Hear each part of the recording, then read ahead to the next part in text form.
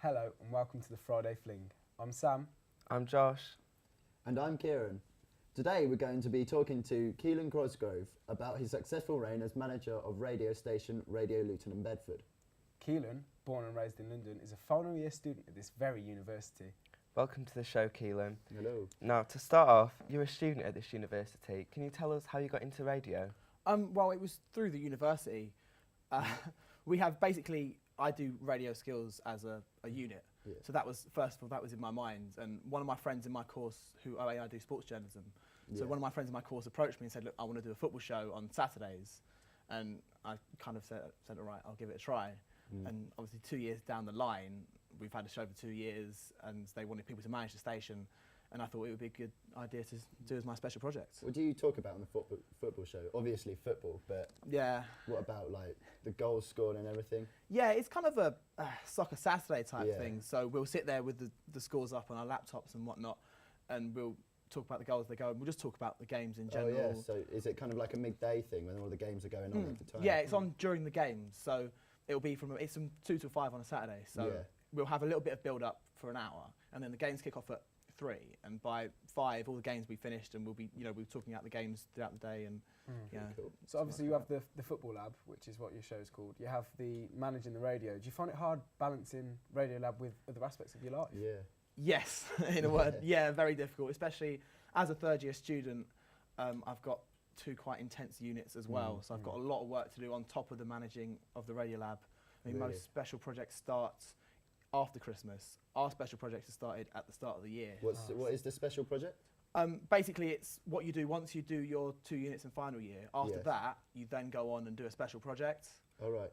After Christmas, you don't have any more units, and Yeah. that goes to an amount of your degree. So Alright. that's what I'm doing for my special projects, and obviously it started before everyone else's. So while everyone else is out enjoying themselves, well, Yeah. balance it out, I've got basically no time left on my hands Yeah. afterwards. How much time does it take up? Roughly a week or something? Radio Lab on its own, probably about 12 hours, but with all Yeah. the actual work on top, I pretty much do a full kind of working week. Really? It's difficult. Yeah. Now, with the popularity of Spotify and YouTube and stuff nowadays, do you think radio, I mean, you're in the radio, but do you think it's as relevant to today's young generation as it was to previous ones?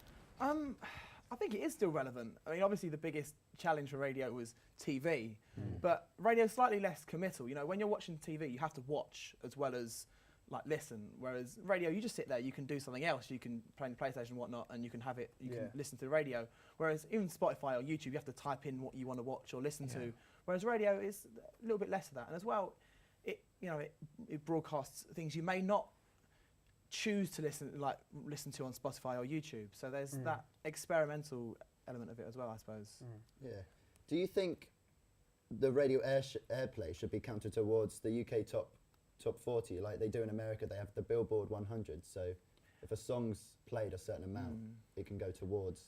You know what? the I top used to 40. think that it should, but Yeah. now I don't. I think I like the idea that you can find out just how many people have bought CDs, Yeah. and I think that's a good measure. Whereas airplay is slightly more subjective. You get what the DJs and it whatnot could be quite biased. choose. in a way. Exactly. Well, you've got. I mean, look at someone like Radio 1, for example, wouldn't put Robbie Williams' latest song "Candy" on their playlists. And they said it wasn't relevant to their listeners, and of course, it then went to #1. Yeah. I mean, and I think I'm probably in the bracket that Radio 1 would be shooting at, and I actually quite like the song. Yeah. I love the song. Yeah, it's a good song. So obviously the viewers at home, we've got a mixed group of ages. Do you think Radio Lab appeals mainly to the younger age because it's run by students, for students? I think in the main it has a lot of, obviously the student shows, it means that you do get maybe a lot more young people listening to the show because they want to listen to people who are like themselves, and it's relevant to them. But we do have, I mean, every morning we have from 6 till 10 a.m. we have a gold breakfast, and our target audience for that is 55 and over. Oh, really? So we play stuff from the 60s, the 70s and the 80s. And so we do try to hit a range of different audiences, not just the kind of young student community. It's a community radio station as well, so we've got to service the community, not just university students. Yeah. And you've touched on it sort of there, But and obviously we love to listen to Radio Lab. Oh, yeah. But why should the viewers at home listen to Radio Lab and not say Diverse FM or BBC Three Counties? Well, I think it's quite different in comparison to something like Diverse plays a lot of R&B and hip hop music, whereas we have maybe a wider selection of music. You know, we have like an indie show on Tuesdays, we've got like a heavy metal show on Thursdays. We get people playing all sorts of different stuff, and our playlist is quite broad.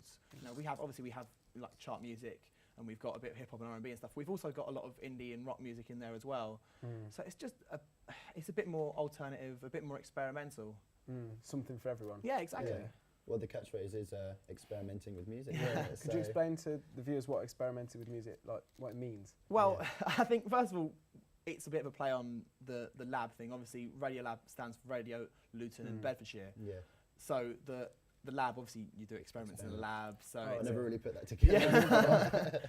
it's a kind of a pun with that, but it is a bit more experimental. Obviously, experiments with the DJs. We let new student DJs come in and experiment themselves and find out whether they want to do radio and whether they're any good at it. So we experiment with them and they experiment with radio. So there's that as well as the musical side as well. So with having students as like the main DJs, it's quite risky. Has anything ever really gone wrong? Yeah. Actually, no. I think you'd be surprised. People aren't as bad as you'd expect them to be first off. There is one story. I remember when this was last year, before our show, there was a group of guys who had a show and I don't know whether they just used to talk, and it was just before our show, and one time they like called up all their friends and like pranked them. Yeah. And one of their friends, they called them up the air, live on the air, and like started winding her up. I can't remember what about. And then they went, "You're on the radio." And then straight away she swore really loudly, like right down the phone. And me. Did you get any complaints about that at all? I don't think so. You do get the odd complaint, you do get Really? the odd email, but in general, I think people are not too fussy if like one or two swear word goes all right. We do try to keep it to a minimum. Are there any sort of award ceremonies for student radio? Yeah. There's a Student Radio Awards. Have you won any? No. Not yet. Not yet. Yeah. Have you got any aspirations to win any? We'd like to, yeah. Me and some of my co-managers went down to the Student Radio Awards nominations party this year and last year. We got nominated for absolutely nothing. Really? The thing is, we're quite a young radio station. How old is it? Well, as Radio Lab, this is only its third year. It was really? Luton FM before that, but as Radio Lab, it's quite new. We've got a new studio that was only completed a year ago. Yeah. So we are, and we have to. I think we have to push a bit more for these SRAs and push these awards. I mean, we're looking at having more DJs, making more demos for them and sending them off to the SRAs, just bombarding them with stuff, almost like a scattergun approach, so that hopefully we do get a few more nominations. Well, once you finish at this university, what radio station would be like your dream job? It's difficult. I think I do sports journalism, so I would like to do something like 5 Live, maybe Talk Sport, but at the same time, I wouldn't mind doing something like Radio 1. I think I'd really enjoy doing something like that.